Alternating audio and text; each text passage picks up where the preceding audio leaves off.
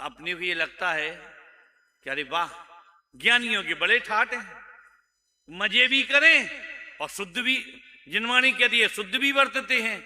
अज्ञानी बेचारा पूजा कर करके मरा जा रहा है और तो भी कह रहे हैं कि तुम अपराधी हो। तुमने अपराध और निरपराध की परिभाषा क्रियाओं से लगाई और कुंद कुंद स्वामी ने अपराध और निरपराध की परिभाषा श्रद्धा, मिथ्या श्रद्धा और सम्यक श्रद्धा से लगाई। ये दोनों ने अंतर किया।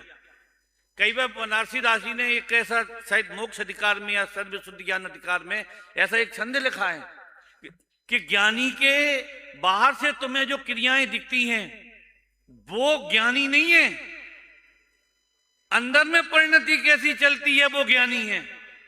जिनकी चेहू टिचे मेटासी गुण चून वेको, कुकथा के सुन वेको दो कान मड़े हैं। जिनको सरल चित्त कोमल वचन बोले, सौम्य दृष्टि लिए डोले मोम जैसे गड़े हैं। जिनकी सकत जागी अलख आराधवे को, परम समाधि साधवे को मन बड़े हैं।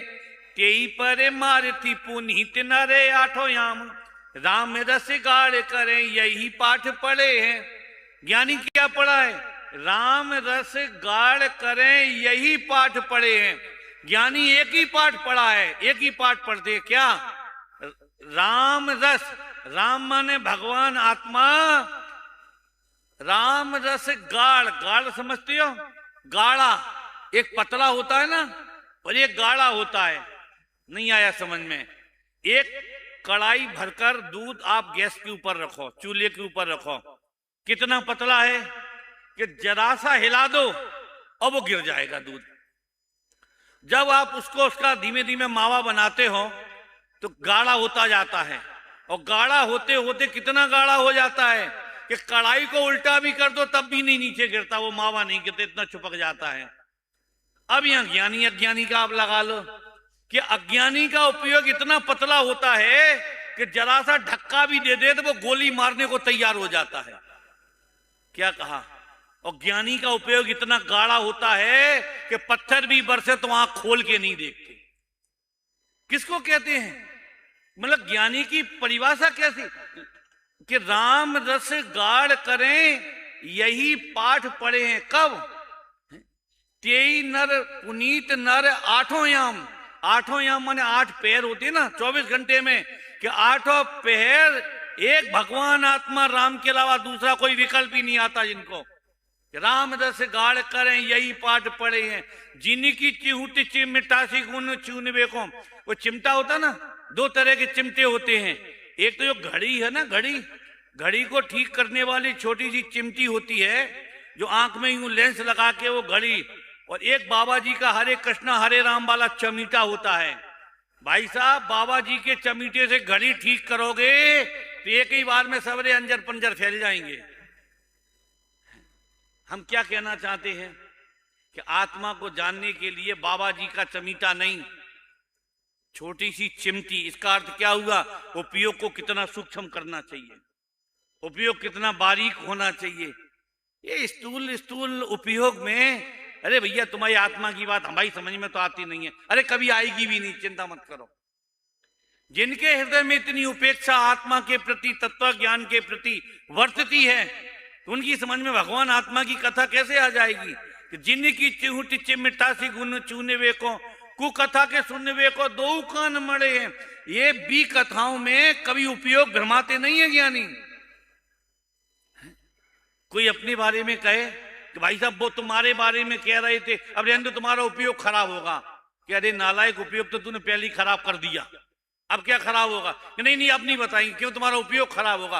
अब सुन के उपयोग खराब होगा कि बिना सुने उपयोग खराब हो रहा है? बताओ। ज्ञानियों को तो सुनने को मिल जाए तो ठीक, नहीं मिल जाए तो ठीक, क्या फर्क पड़ा? कुकथा की कुकथा कहो, बी कथा कहो, राग कथा कहो, भोगों की कथा कहो, विषयों की कथा कहो। हैं? रावण ने कहा ना सीता से कि हे देवी मेरी ओर देखो तो सही है। वहां क्या लिखा? सीता जी ने दोनों कान अपने हाथ पे लगा लिए। क्या लिखा? हा हा ऐसी पाप की वार्ता मुझसे नहीं करो। ऐसे शब्दों का प्रयोग किया है।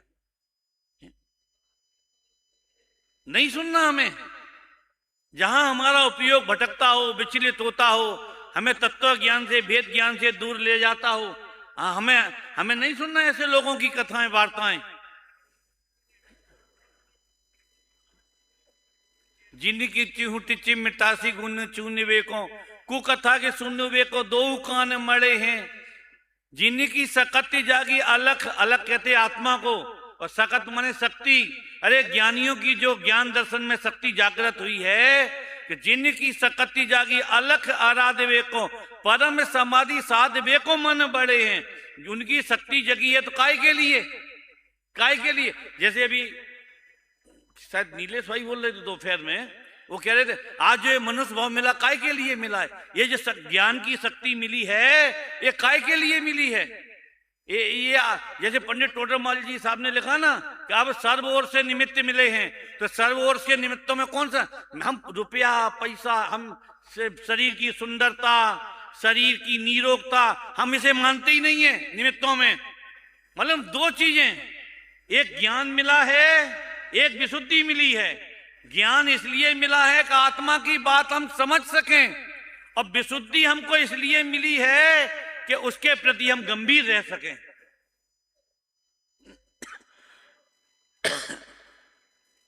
ये सर्व ओर से निमित्त मिले जिनमें हम कितनी बार विचार करते हैं। इस पर्याय की स्थिति तो थोड़े काल की है। क्यों? पवार साहब कहीं जा रहे थे और नहीं पहुंच पाए।